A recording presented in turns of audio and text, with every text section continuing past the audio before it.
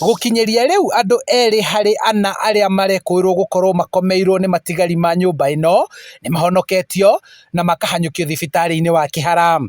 Ithaa rĩa thaa 8:30 twĩ nja haitũ nĩguo tũiguire mũrurumo, tũgĩcoka kũcũthĩrĩria tuona ndogo nene mũno ya thimiti, twauga nyũmba nĩ yagwa. Gũtirĩ kũramenyeka wega namba ya arĩa mauma thĩiniĩ, gũkĩrĩkana kuma na aruti wĩra angĩ mekũrutaga mawĩra ngũrani. Ndandia andũ arĩa mauma kuo tũtingĩmenya tondũ ũmũthĩ uma mũthenya wa koroga, na mũthenya wa koroga nĩ ũgũkaga na andũ aingĩ biũ.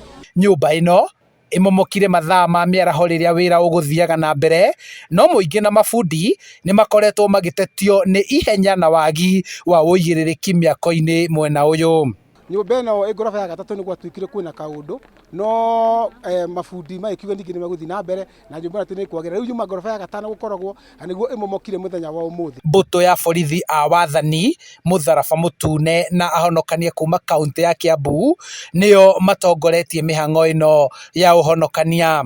Honge itiganĩte itongoretio nĩ mbũtũ ya borithi, mũtharaba mũtune, ahonokania kuma kaũntĩ-inĩ ya Kiambu na Nairobi nĩo manyitanĩire gũtigĩrĩra nĩ mahonokia arĩa marekũĩrwo gũkorwo mathikanĩtio nyũmba-inĩ ĩno ya ngoroba ithano ĩrĩa ĩmomokire mĩaraho ya ũmũthĩ. Handũ-inĩ ha Inooro TV kuma Kĩhara, Kĩamba kaũntĩ-inĩ ya Kiambu, njĩtagwo Charles Gĩkunga wa Kariũki.